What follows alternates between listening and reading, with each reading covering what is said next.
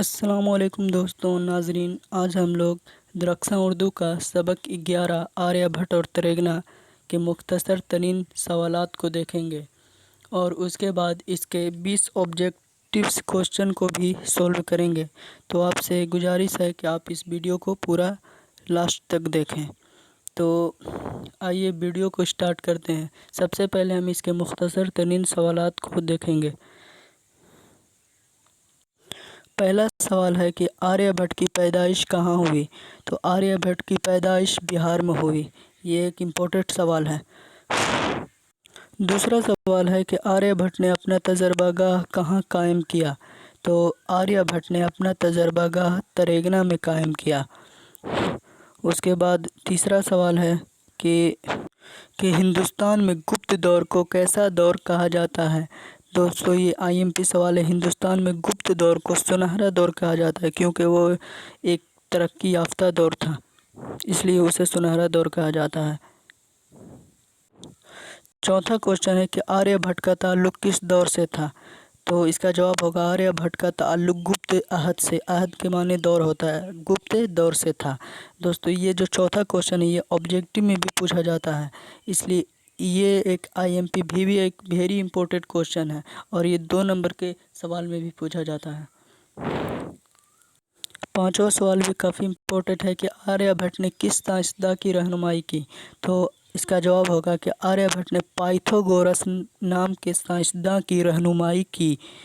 अब आइए इसके 20 ऑब्जेक्टिव्स क्वेश्चन को देखते हैं। दोस्तों इस वीडियो को छोड़कर बिल्कुल न जाएं, उससे बाहर और कोई क्वेश्चन नहीं आएगा। जितना हम करा रहे हैं इससे बाहर और कोई क्वेश्चन नहीं आएगा, 2 नंबर वाले में और ऑब्जेक्टिव में। ये जो 11वां चैप्टर आपका आर्यभट्ट और त्रेगना।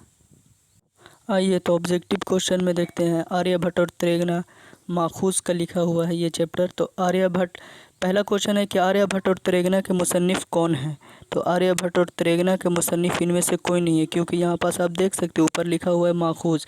तो यहाँ पास ऑप्शन ए में दिया है लुत्फ़ुर्रहमान, बी में अख्तर और यनीवी, सी में डॉक्टर अब्दुल मगनी और डी में इनमें से कोई नहीं। तो ऑप्शन डी सही हो जाएगा, इनमें से कोई नहीं।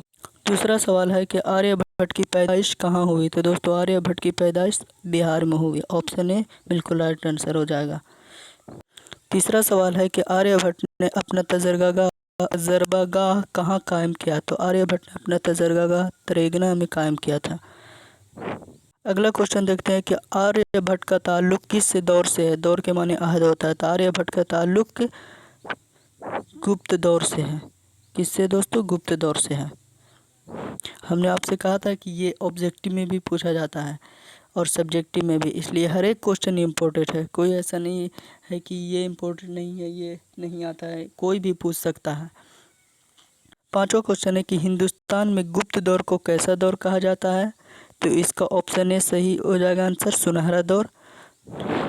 उसके बाद छठा क्वेश्चन है कि आर्यभट्ट ने किस साइंसदान की रहनुमाई की थी।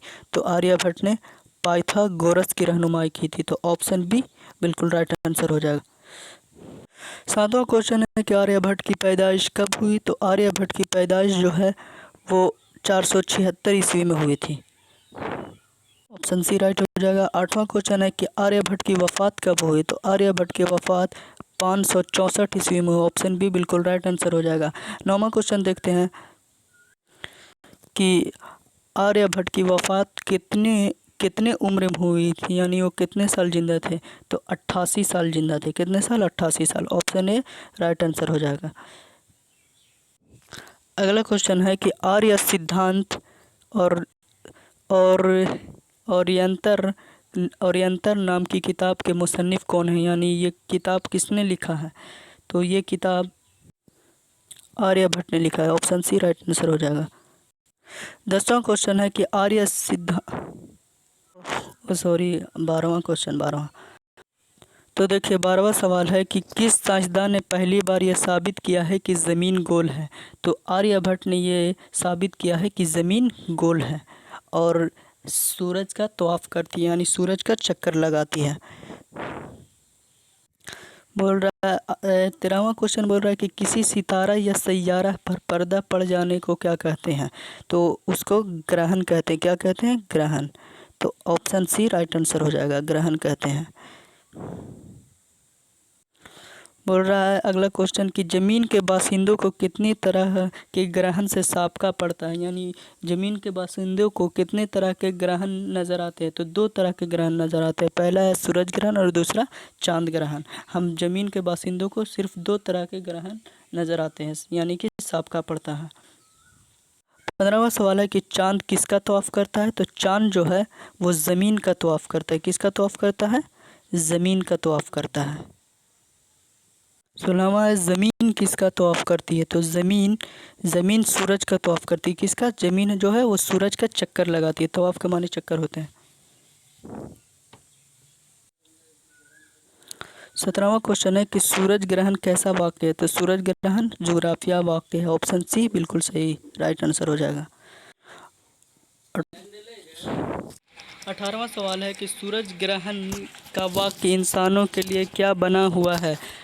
सूरज ग्रहण का वाक्य इंसानों के लिए क्या बना हुआ है। तो दोस्तों इसका जवाब हो ऑप्शन बी बिल्कुल राइट आंसर हो जाएगा। सूरज ग्रहण है जो इंसानों का जो वाक्य बना हुआ है वो तजिस का मौजू बना हुआ है, यानी कि ये एक अजब तरह का वाक्य है। 19वां सवाल है कि मुल्क व बैरून मुल्क के साइंसदान सूरज ग्रहण का मुशाहिदा के लिए कब पटना पहुँचे। तो जो वो लोग थे, वो जो साइंसदान लोग थे, वो 2009 ईस्वी में तरेगना जो जगह है वहाँ सूरज ग्रहण को देखने के लिए पटना पहुँचे थे। पटना के पास एक तरेगना जगह है, पटना से कुछ दूरियों पर। 20वां सवाल है कि 2009 जैसे सूरज ग्रहण को दोबारा देखने के लिए कितना इंतज़ार करना पड़ेगा। तो दोस्तों 2009 जैसे सूरज ग्रहण को देखने के लिए हमें 123 साल का इंतज़ार करना पड़ेगा। कितना इंतज़ार करना पड़ेगा? 123 साल का। तो ऑप्शन सी बिल्कुल राइट आंसर हो जाएगा। तो ये था जो हमारा चैप्टर 11वां चैप्टर है आर्यभट्ट और तरेगना, इसका मुख्तसर तरीन सवालात और मारूजी सवालात। तो उम्मीद है ये वीडियो आपको अच्छा लगा होगा। खुदा हाफिज़।